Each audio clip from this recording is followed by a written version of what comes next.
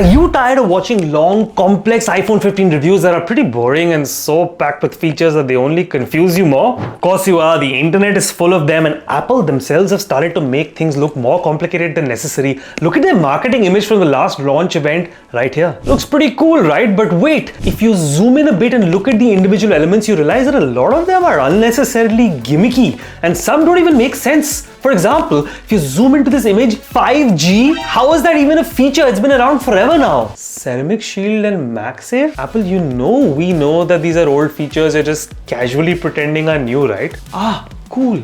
Thanks, Apple. I feel so much more at ease knowing that the next time my iPhone breaks down on the road, you're going to have a team come assist me right away. But even with this crazy attempt to fill up that bento box with forced features, the question is iPhone 15 a good phone to buy? Well, it turns out it actually is, despite the strange feature list that they market. The real question is, which one is the right one to buy? Is it the regular or the Pro, or the smaller or the larger screen size? I'm going to take the challenge of distilling all of my detailed research and experience with the iPhone to tell you in simple English how to choose the right iPhone for you, which are the features that truly matter and are worth paying for, and try to make it fun with a few bad jokes as we go along. It's just 5 minutes, but I bring the whole thing together in the end, so do try not to quit halfway. Let's get started.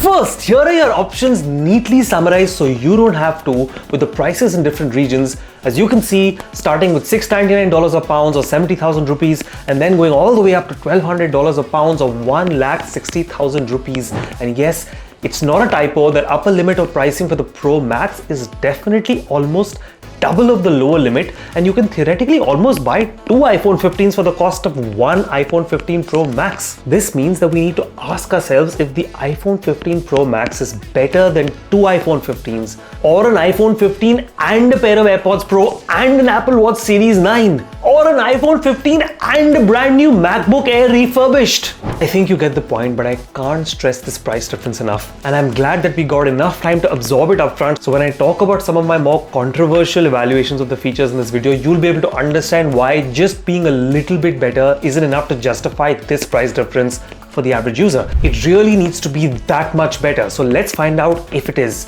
So before you decide between the regular and the Pro, let's first figure out the right screen size. The iPhone 15 comes in two screen sizes of 6.1 and 6.7 inches in the regular and the Pro phones. The larger screen sizes are called the Plus or the Pro Max, which, yes, for many years now sounds more like a condom and less like a phone. But hey, naming phones was never Apple's strength. So between the four iPhones, let me tell you my perspective. If you're the kind of person who likes big phones, close your eyes and cross out the smaller versions of both the regular and the Pro. If you're the kind of person who typically doesn't buy a bigger screen size phone, I'll say this might be the 1 year to open your mind and try. It might feel a bit big in your hand, but once you get used to it, everything about it is so much better.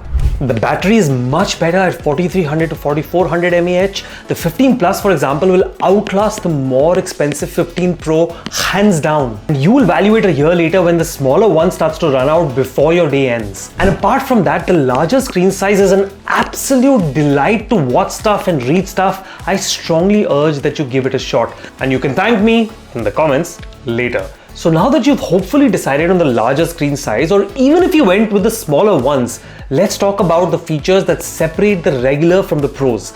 As I said before, the price difference is huge. For example, between the 15 Plus and the 15 Pro Max is approximately $300 a pound or a massive 70,000 rupees. So do the features justify the price difference? Well, the simple answer is no. Unless you're willing to pay that much for the premium look or build, it's not worth it. The other features like the camera, the processor, the action button are nice incremental upgrades, but not that much better to justify the price. Let me explain.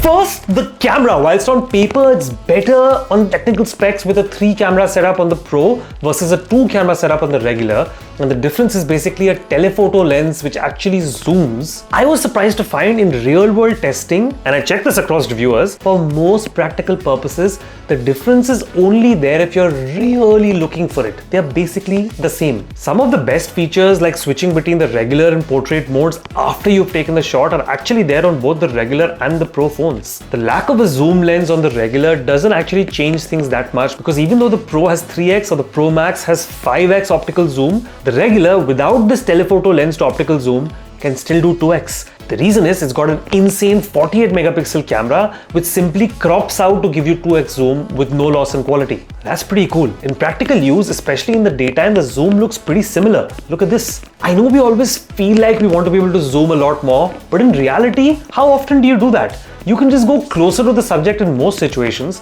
and only in a few long distance nature photography shots can this sometimes become an issue. Now, before I tell you about the processor, just please stay with me for 10 seconds. I'd love your feedback on this format. I'm trying different things to give you guys the best review. So let me know in the comments what worked well and what I can do better.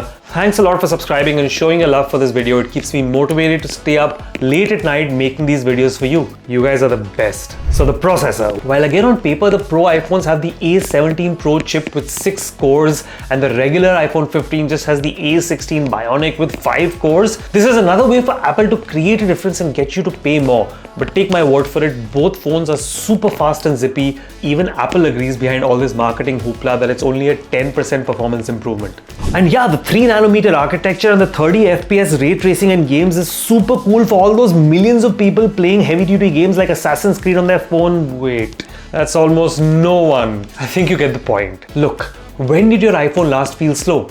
Unless you have an iPhone 8 or 9 or something, they're all fast. The bottom line is that the processor has become a marketing gimmick for most people. Only if you play crazy hectic games like Resident Evil 4 or Assassin's Creed on the highest graphics settings will the processor difference start to show up, given it's a 20% faster GPU chip. I kind of wish that the better processor gave us better battery life instead. Like they did on the Apple Watch Ultra, which I love and I highly recommend because that's worth paying for. The iPhone 15 Pro is like driving a Hyundai with a Ferrari engine in the middle of central London. What are you even going to do with it? Okay, third, the action button, which replaces the mute switch, which is a neat addition. You can of course still configure it to mute the ringer, but also configure it for something else that might be useful to you, like the camera or the flashlight. But this is not worth $300 or pounds or 70,000 rupees. I can just buy a pair of AirPods Pro with that and simply swipe down to the control center for the flashlight, please. Thank you very much. Oh yes, there's also the always on display in the 15 Pro that allows your phone to become a clock on your nightstand, which again is cool, but not a big deal breaker. There's also the thinner bezels on the design, which are nice, but again fade away into the background pretty quickly. And finally, the design. The Pro uses a beautiful and very durable brushed titanium, which is almost impossible to scratch and looks very, very premium and in a class by itself. But it's not impossible to break, by the way, as the internet has found out. Just watch this guy literally try to bend it and see what happens. Max. Yeah, I'm gonna be honest.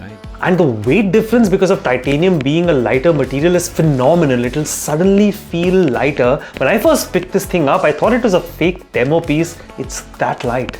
Now, for me, this is the big decision point. The slight and almost imperceptible difference in camera quality, the cute but not a deal breaker action button, the superior durability to scratches but maybe not breaks, and better looks are not enough to justify the massive price difference. A pair of AirPods or an Apple Watch or last year's amazing MacBook Air will all give you way more value than upgrading from the iPhone 15 to the iPhone 15 Pro.